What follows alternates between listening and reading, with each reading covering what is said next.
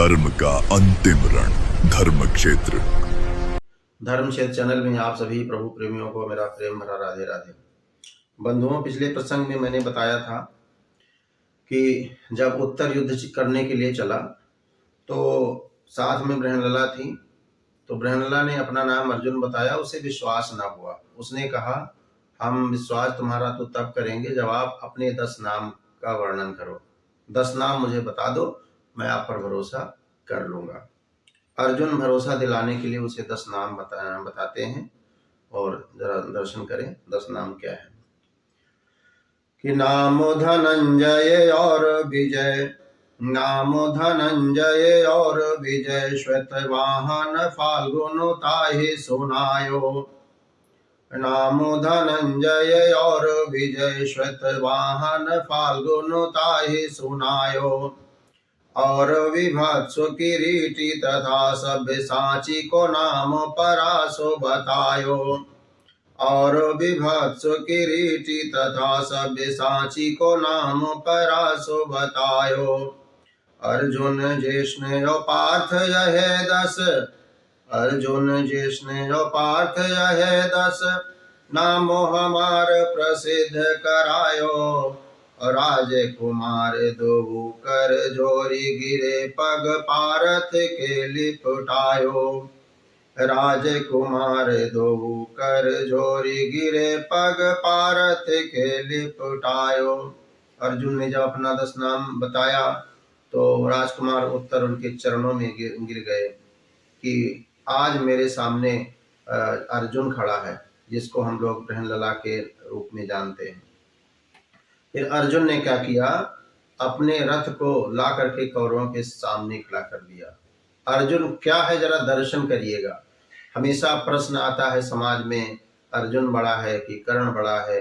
युद्ध में कौरवों और पांडवों में सबसे बड़ा धनुर्धारी कौन था? आदि आदि प्रश्न समाज पूछता है। इन छंदों के माध्यम से मैं आपको दर्शन कराऊंगा कि अर्जुन है क्या, कितना बलशाली है। अर्जुन अपने रथ को लेकर के आया राजकुमार उत्तर के साथ में, और जैसे कौरवों के सामने खड़ा किया, परिणाम देखिए जरा कौरवों का। कि लाए के कौरव सामने पैरथ पारथ आपनो शंख सुनावा। अर्जुन कौरवों के सामने अपना रथ लेकर के पहुंचता है और जैसे अपना शंख बजाता है अर्जुन, लाए के कौरव सामने पैरथ पारथ आपनो शंख सुनावा। और ई ध्वनि तो सुनि कांपे लगे सब, भीषम द्रोण गए चकरावा। और ई ध्वनि तो सुन कांपे लगे सब, भीषम द्रोण गए चकरावा।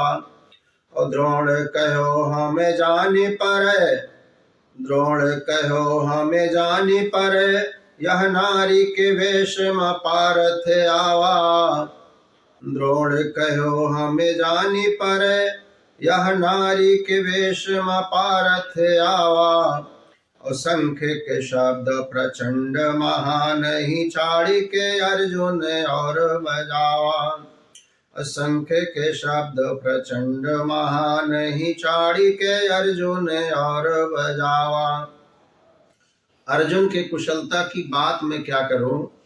अर्जुन ने जब अपना शंख बजाया और शंख की प्रचंडता, शंख के ध्वनि की प्रचंडता इतनी तीव्र थी कि जितने लोग थे सब डर के मारे कांपने लगे।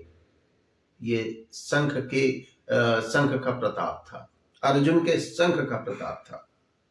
और भीष्म, पितामह और द्रोण, इनका मस्तक चकरा गया, ये चकराने लगे। और द्रोण कहने लगे कि नारी के वेश में मुझे लगता है कि ये तो अर्जुन ही है।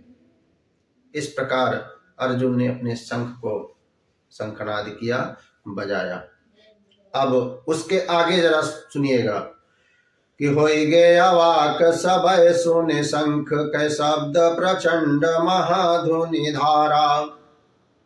शंख की ध्वनि को, शंखनाद को सुन करके सारे लोग अवाक, शब्दों से मुंह से आवाज नहीं निकल रही थी, सब अवाक रह गए। होय गे अवाक सबय सुनि शंख के शब्द प्रचंड महाधुनि धारा। और अर्जुन कै बस नाम सुने सब कै भव साहस कै बटवारा। अर्जुन कै बस नाम सुने सब कै भव साहस कै बटवारा। खूब खुशी में कहा दुर्योधन। सारे लोग अवाक रह गए और अर्जुन के नाम सुनते ही सबने अपने साहस का बंटवारा कर लिया। पूरा साहस जिसमें था, साहस छिन्न भिन्न हो गया, सबका साहस बंट गया। और महामूर्ख जो दुर्योधन था वो खुशी से नाचने लगा, खुश हो गया। क्यों? उसकी मनसा तो हमेशा कुटिल नीति में रहती थी। उसने क्या सोचा जरा समझें। फिर से श्रवण करें छंद को कि होय गे अवाक सबय सुनि शंख के शब्द प्रचंड महाधुनि धारा। और अर्जुन कै बस नाम सुने सब कै भव साहस कै बटवारा। और खूब खुशी में कहा दुर्योधन पांडव केर पता मिल सारा। और फेरी फिर बनवास युधिष्ठिर और अज्ञात कले सहारा। और फेरी फिर बनवास युधिष्ठिर और अज्ञात कले सहारा। सारे योद्धा तो सब कुछ सोच रहे थे, अपने साहस जुटाने में लगे थे। दुर्योधन खुशी से पागल हो उठा, महामूर्ख। वो तो सोच रहा था कि अज्ञातवास अभी पूर्ण नहीं हुआ और इनका रहस्य खुल गया, इसलिए फिर युधिष्ठिर 12 वर्ष का वनवास और 1 साल का अज्ञातवास फिर जाके बितावे। वो इस योजना में था। अब ये बात दुर्योधन की गुरु द्रोण के पास पहुंची। गुरु द्रोण ने कहा इसका निर्णय तो भीष्म पितामह करेंगे कि अज्ञात वर्ष पूरा हुआ, अज्ञातवास पूरा हुआ कि नहीं पूरा हुआ, जाइए भीष्म पितामह से पूछिए। अब दुर्योधन डर के मारे भीष्म पितामह के जाना तो था, लेकिन डर डर के गया। आगे छंद के माध्यम से सुने कि द्रोण कहो यही बात कन्याये तो पूछो जाय पितामह आगे। द्रोण कहो यही बात कन्याये तो पूछो जाय पितामह आगे। और जाय के भीषम से दुर्योधन पूछन लाग सबय भय त्यागे। और जाय के भीषम से दुर्योधन पूछन लाग सबय भय त्यागे। अपना भय अंदर जो था वो डर गायब करके फिर पूछने लगा। क्या पूछने लगा कि पांडव के वनवास की अवधि कहो तो पितामह जोरन लागे। पांडव के वनवास की अवधि कहो तो पितामह जोरन लागे। और जोरी बतावा कि ज्यादा भवा तो मनो दुर्योधन नींद से जागे। और जोरी बतावा कि ज्यादा भवा तो मनो दुर्योधन नींद से जागे। भीष्म पितामह से पूछने लगा कि पितामह बताइएगा कि इनकी अवधि अज्ञातवास की पूरी हुई कि नहीं हुई। और जब भीष्म पितामह ने जोड़ करके बताया तो ऐसा लगा कि अचानक उसकी नींद खुली हो और भौचक्का सा रह जाए। वे भौचक्का रह गया दुर्योधन। विश्वास नहीं हो रहा था कि जो पितामह कह रहे थे वो सत्य था। पितामह ने जोड़ करके भी बताया कि दिन की अवधि कब कैसे पूरी होती है, क्या क्या जोड़ने पर क्या क्या मिल करके एक दिन की अवधि पूरी होती है, मुहूर्त की अवधि पूरी होती है। पितामह दर्शन कराते हैं चंद के माध्यम से कि काष्ठ मुहूर्त कला दिन पक्ष मास नक्षत्र छयो रीति आई। काष्ठ मुहूर्त कला दिन पक्ष मास नक्षत्र छयो ऋतु आई। और संबत और दिन मान सबय मिल के एक काल को चक्र बनाई। संबत और दिन मान सबय मिल के एक काल को चक्र बनाई। और 5वें वर्ष बढ़े 2 मास पितामह कहते हैं कि काष्ठ, मुहूर्त, कला, दिन, पक्ष, मास, नक्षत्र, 6 प्रकार की जो ऋतुएं हैं, इन सबको जोड़ करके संवत को, और ये सब मिल करके ये काल के चक्र को बनाते हैं, दिन के काल के चक्र को निर्मित करते हैं। और इन सब को अगर जोड़ा जाए तो उसका आकलन क्या किया है, पुनः सुनिए छंद के माध्यम से कि काष्ठ, मुहूर्त, कला, दिन, पक्ष, मास, नक्षत्र, क्षयो ऋतु आई, और संवत और दिन मान सब मिल के एक काल को चक्र बनाई। और 5वें वर्ष बढ़े 2 मास, 5वें वर्ष बढ़े 2 मास, वह जग में मल मास कहाई। और 13 साले और 5 महीना तथा अब 12 रोज बिताई। 13 साले और 5 महीना तथा अब 12 रोज बिताई। पितामह कहते हैं कि तुम पांडवों के अज्ञातवास के दिन की बात करते हो। 13 साल 5 महीना और 12 रोज हो गया है। क्यों? क्योंकि 5वें वर्ष में 2 महीना बढ़ जाता है। हर 5वें वर्ष के बाद 2 महीना अधिक हो जाता है, वो उसी को मलमास कहते हैं, पुरुषोत्तम मास कहते हैं। तो मेरे गणना के अनुसार 13 साल 5 महीना और 12 दिन हुआ पांडवों के अज्ञातवास में। और जब इस बात को सुना दुर्योधन, तो उसकी मति कैसे, दर्शन करिए मति को क्या हो जाता है उसके, कि या सुनि तो दुर्योधन हुक उठी, धड़काने गई मति खोई। दिल धड़कने लगा और बुद्धि चकरा गई, फिर गई वो। या सुनि तो जबकि अकेला इधर कौरवों की सेना आप जानते थे कितनी विशाल थी, 5 लोग थे, 5 पांडव। और बताइए कितना डरता था अंदर से, कितना व्याकुल हुआ कि जितना ही दूर रहेंगे उतना मेरा कल्याण होगा।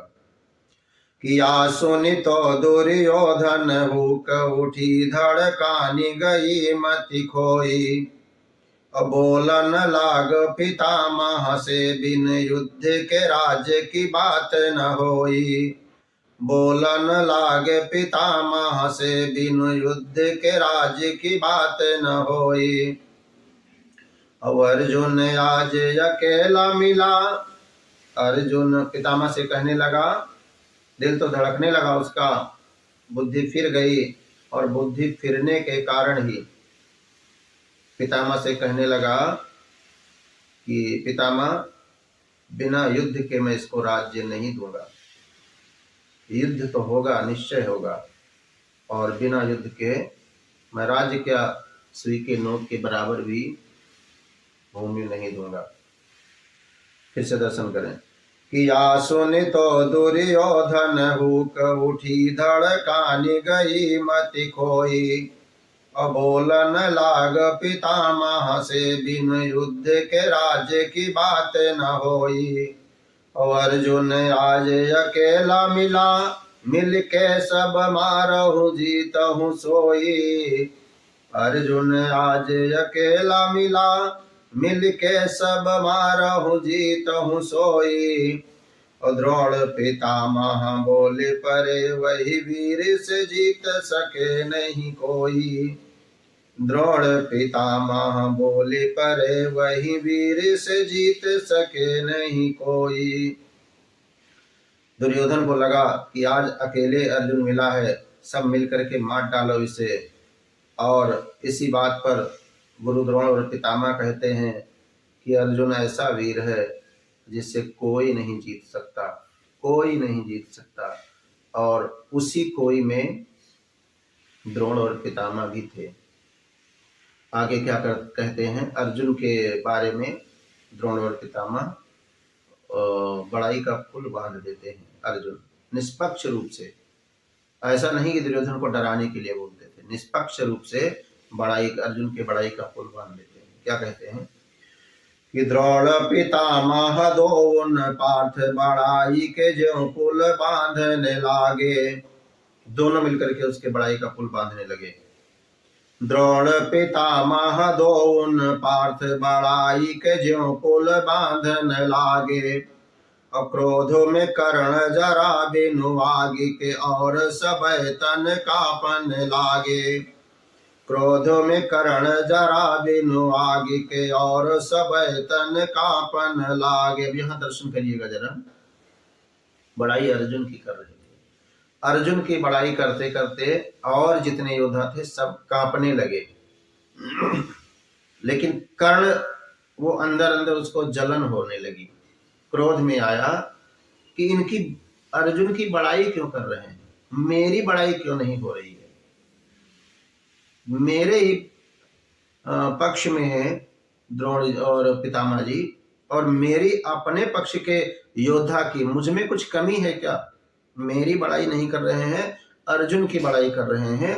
और इसी ईर्ष्या में, कर्ण बलशाली था लेकिन कर्ण के अंदर और भी ईर्ष्या भरी पड़ी थी, और वो अर्जुन के बड़ाई को सुन करके वो व्याकुल हुआ। और फिर कहता है क्या, फिर से सुनिएगा कि द्रोण पितामह दोन पार्थ बड़ाई के ज्यों पुल बांधन लागे। क्रोध में कर्ण जरा बिनु आगे के और सब तन कापन लागे। कर्ण कहा मैं अकेले लड़ो, कर्ण कहा मैं अकेले लड़ो, वही पारथ से सब ताकन लागे। कर्ण कहा मैं अकेले लड़ो, वही पारथ से सब ताकन लागे। और या परिवाद सुने दुर्योधन मूढ़ी वो नायक झाकन लागे। या परिवाद सुने दुर्योधन मूढ़ी वो नायक झाकन लागे। अब जब ये बात कर्ण ने कहा कि मैं अकेले लड़ूंगा अर्जुन से, पारथ से, और ये सुन करके सब ताकने लगे कर्ण को, कर्ण क्या बोल रहा है, जिसकी क्लीन चिट पितामह और द्रोण दे रहे हैं कि अर्जुन से जीतने वाला कोई है नहीं, कर्ण क्या बोल रहा है। और फिर दुर्योधन सिर झुका करके झांकने लगा। और आगे के प्रसंग में हम बंधुओं सुनाएंगे, आप लोगों का भ्रम दूर करेंगे कि प्रश्न समाज में यही आता है कि कर्ण धनुर्धारी ज्यादा था, बड़ा धनुर्धारी कर्ण है था कि अर्जुन था। इस प्रसंग को हम आगे के प्रसंग में सुनाएंगे, और बहुत अच्छा प्रसंग है। आप सभी बंधुओं को पुनः मेरा प्रेम भरा राधे राधे।